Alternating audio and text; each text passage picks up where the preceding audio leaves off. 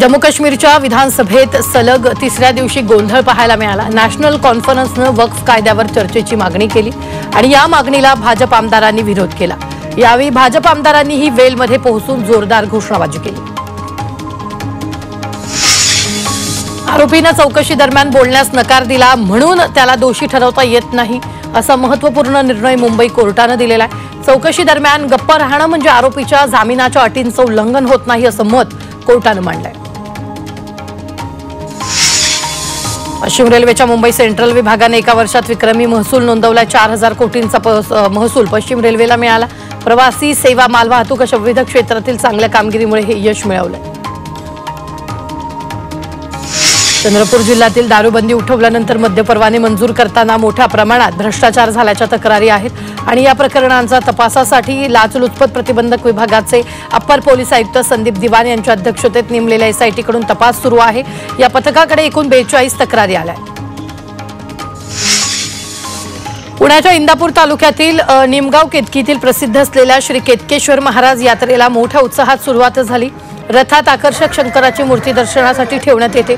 या 3 मजली लाकडी रथाचं वैशिष्ट्य म्हणजे भाविक मोठ्या दोरखंडाच्या सहाय्याने हाताने ओढत ग्राम प्रदक्षिणा घालतात।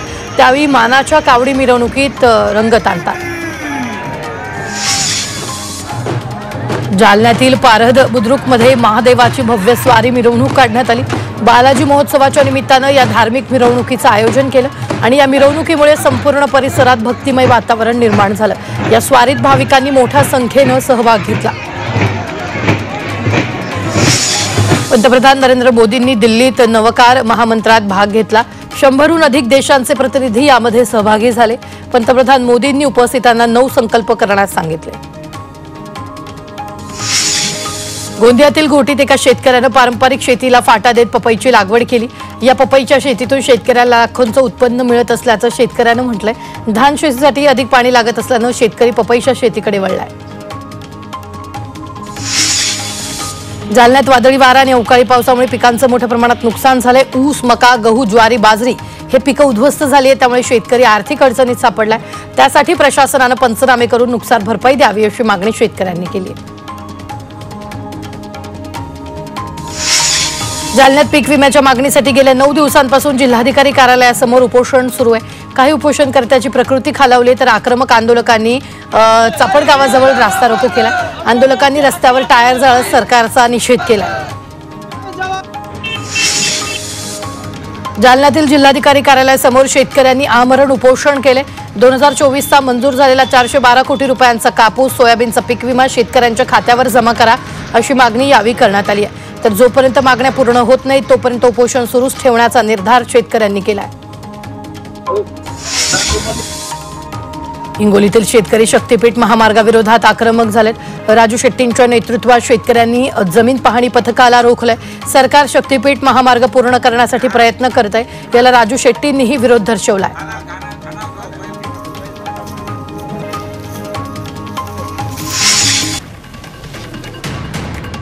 डोंबिवलीत सध्या काँक्रीट रस्त्याचं काम वेगात सुरू आहे आणि या कामांमुळे वाहतुकीला मोठ्या प्रमाणावर अडथळा निर्माण होतोय। त्यातच महानगर गॅस कंपनी देखील गॅस पाईपलाईन टाकण्याची कामं सुरू करत आहे। काही ठिकाणी हे काम पूर्ण झालं असलं तरीही रस्त्यावर मातीने भरलेले खड्डे तसेच ठेवले गेले। त्यामुळे डोंबिवलीकर अक्षरशः हैराण झाले। हिंगोलीमध्ये सार्वजनिक बांधकाम मंत्री शिवेंद्रराजे भोसलेंच्या हस्ते रस्त्याच्या कामाचं भूमिपूजन करण्यात आलं। सेनगाव तालुक्यातील हत्ता कापडसिंगी ते तळणी या राज्य महामार्गासाठी 194 कोटी रुपये मंजूर करण्यात आले। लवकरच रस्त्याचं काम पूर्ण होणार आहे।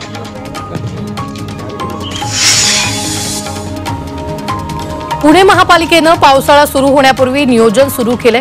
शहरातील नाल्यांची पावसापूर्वी सफाई करण्यात येणार आहे। तसंच नाल्यांवरील अतिक्रमणांवर ही कारवाई केली जाणार आहे। बदलापूर नगरपालिकेनं शहरातील अनधिकृत बांधकामांविरोधात कारवाईला सुरुवात केली आहे। कात्रप परिसरातील 5 अनधिकृत गाळे पालिकेनं जमीनदोस्त केल्या। मुख्याधिकारी मारुती गायकवाड यांच्या उपस्थितीत ही कारवाई करण्यात आलेली आहे। जुन्नरमधील कुकडी प्रकल्पाच्या वडस धरणातून मीना नदी पात्रात पाण्याचा विसर्ग करण्यात आलाय। उन्हामुळे पिकं करपू लागली आहेत। ऐन उन्हाळ्यात नदीपात्रात पाणी आल्यामुळे शेतकऱ्यांकडून समाधान व्यक्त केलं जात आहे। मुंबईकरांना 7 दिवस पाणी बिल भरता येणार नाहीये। बीएमसी कडून जल आकार देयकं आणि संकलन तुर्तास बंद केलंय। ॲक्वा जल आकार प्रणालीतील सुधारणा करण्यासाठी 9 एप्रिल ते 15 एप्रिल दरम्यान सर्व सेवा बंद राहणार आहेत। नवी मुंबईत मोरबे धरणाची पाईपलाईन गळती रोखण्याचं काम केलं जाणार आहे। त्यामुळे उद्या नवी मुंबईत पाणी पुरवठा बंद असेल। सकाळी 10 ते रात्री 12 वाजेपर्यंत नवी मुंबई महानगरपालिका आणि खारघर कामोठे इथल्या सिडको क्षेत्रात होणारा पाणी पुरवठा बंद राहणार आहे। मावळमधील धरणांच्या पाणी साठ्यात घट झाली आहे। उन्हामुळे धरणातील पाणी साठा घटलाय। पिंपरी चिंचवड शहर आणि मावळला पाणी पुरवठा करणाऱ्या धरणांचा पाणी साठा कमी झालाय। धरणांमध्ये 50% पाणी साठा उपलब्ध आहे। बोगस शिक्षक भरती प्रकरणी शालेय शिक्षण विभागानं नागपूरमधील एका सरकारी अधिकाऱ्याला निलंबित केलंय। 12 सरकारी अनुदानित शाळांमध्ये 580 बनावट शिक्षक आणि शिक्षकेतर कर्मचाऱ्यांची भरती केल्याचा आरोप आहे। नंदुरबारमधील अनेक शाळांच्या इमारती जीर्ण झाल्यात। त्यामुळे विद्यार्थी जीवमुठीत धरून शिक्षण घेत आहेत। जिल्ह्यातील 119 शाळेमधील 359 खोल्या जीर्ण अवस्थेत आढळल्या। त्यामुळे शाळांच्या दुरुस्तीचं काम दर्जेदार आणि तात्काळ व्हावं अशी अपेक्षा पालकांनी व्यक्त केली आहे। ठाण्यातील शाळांवर आता सीसीटीव्हीची नजर असणार आहे। 224 पालिका शाळांमध्ये सीसीटीव्ही बसवणार आहे। त्यासाठी 2,96 लाखांचा खर्च अपेक्षित आहे। मुलांच्या सुरक्षेसाठी महापालिकेनं निर्णय घेतलेला आहे। सांगोला तालुक्यातील किडेबिसरी येथील महात्मा ज्योतिबा फुले विद्यालय धोकादायक स्थितीत आहे। झी 24 तासनं शाळेच्या दुरावस्थेची बातमी दाखवल्यानंतर शिक्षण विभागाला खडबडून जाग आली आहे। उपशिक्षण अधिकाऱ्यांनी तातडीनं या शाळेला भेट देऊन परिस्थितीची पाहणी केली। तसंच संस्था चालकांनी जूनपर्यंत नवीन सुरक्षित जागी शाळा स्थलांतर करण्याच्या सूचना दिल्या। दिल्लीतील डीपीएस द्वारका शाळेनं विद्यार्थ्यांची फी वाढवली आहे। त्याविरोधात पालकांनी शाळेबाहेर आंदोलन केले।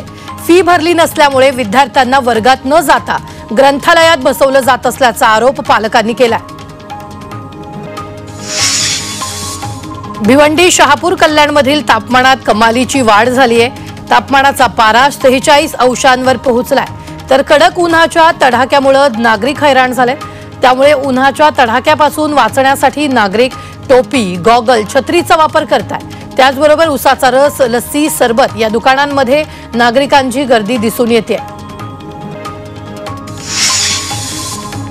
पावसाळ्यात समुद्राला 18 दिवस उधाण येणार आहे। जून ते सप्टेंबर महिन्यात मोठी भरती येणार आहे। 4.5 मीटरपेक्षा अधिक उंचीच्या लाटा उसळण्याची शक्यता आहे। त्यामुळे पावसाळ्यात होणाऱ्या भरतीच्या काळात मुंबईकरांनी समुद्र किनाऱ्यावर जाणं टाळावं असं आवाहन करण्यात आलेलं आहे। नांदेड जिल्ह्यातील अर्धापूर तालुक्यात अवकाळीमुळे पिकांचं मोठं नुकसान झालंय। गारपिटीमुळे केळीचं पानं फाटली आहेत, तर ज्वारी आणि इतर पिकांचंही मोठं नुकसान झालंय। वादळी वाऱ्यामुळे घरांचे पत्रे उडाले। त्यामुळे तात्काळ नुकसानीचे पंचनामे करून मदत देण्याची मागणी शेतकऱ्यांनी केली आहे। धुळे नंदुरबार जिल्ह्यात खरीप पूर्व मशागतीला सुरुवात झाली आहे। मात्र पिकांना योग्य हमीभाव मिळत नसल्यामुळे शेतकऱ्यांचा उत्पादन खर्च निघत नाही। त्यामुळे शेतकरी आर्थिक अडचणीत सापडले। नंदुरबारमधील बाजारात भाजीपाल्याची आवक कमी झाली आहे। मात्र भाजीपाल्यांचे दर स्थिर आहे। तर लिंबूची मागणी वाढल्यानं लिंबूचे दर दिवसेंदिवस वाढत आहेत।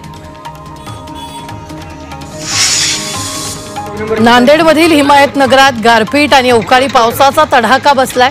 या पावसामुळे हळद आणि मक्याचं प्रचंड नुकसान झालंय। हळद काढणीचे दिवस असताना अवकाळी पावसामुळे शेतकऱ्यांची तारांबळ उडाली आहे। त्यामुळे नुकसानीचे पंचनामे करून मदत करण्याची मागणी नुकसानग्रस्तांनी केली आहे। पिंपरी चिंचवडमधील मोशीत भंगाराच्या गोदामाला आग लागली। या आगीमुळे गोदामाच्या बाजूला असणाऱ्या आणखी 2 गोदामाला ही आग लागली। या आगीमुळे संपूर्ण गोदाम जळून खाक झालंय। सुदैवानं या घटनेत कोणतीही जीवितहानी झाली नाही। मात्र आगीचं कारण अद्याप अस्पष्ट आहे।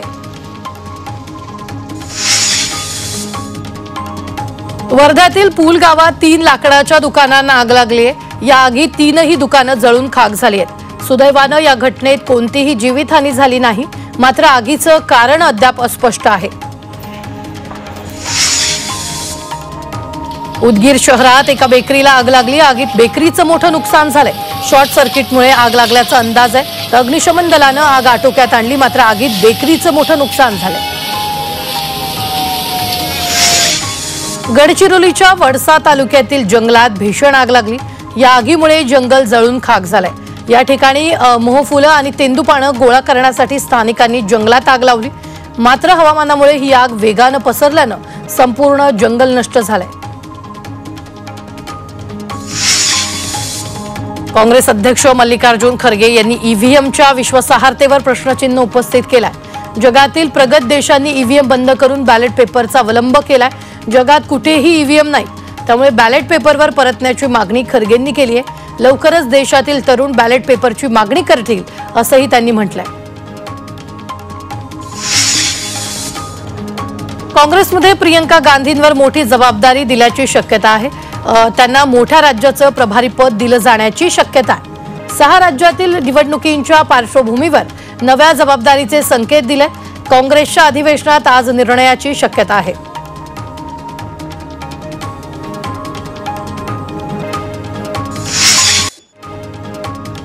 नवी मुंबई युवा सेना जिल्हाध्यक्षपदी अनिकेत म्हात्रे यांची नियुक्ती करण्यात आली आहे। अनिकेत म्हात्रे यांनी काही दिवसांपूर्वीच काँग्रेसला सोडचिठ्ठी देत शिवसेना शिंदे गटात प्रवेश केला होता। आता त्यांच्या नियुक्तीमुळे आगामी मनपा निवडणुकीत मोठा फायदा होणार आहे। तहव्वूर राणाला भारतात आणलं जाणार आहे, हे मोदी सरकारचं मोठं यश असल्याचं सांगत मनसेनं मोदींचं कौतुक केलंय। अमेरिकेतून राणाला भारतात आणणं सोपं नव्हतं असं संदीप देशपांडेंनी म्हटलंय। वन विभागाच्या हद्दीत असल्यानं खोक्याचं घर पाडण्यात आलं, मात्र वन विभागाच्या हद्दीच्या बाहेर असलेलं घर पाडण्यात आलं असेल तर वन विभागाच्या अधिकाऱ्यांवर कारवाई करू अशी माहिती वनमंत्री गणेश नाईक यांनी दिली आहे।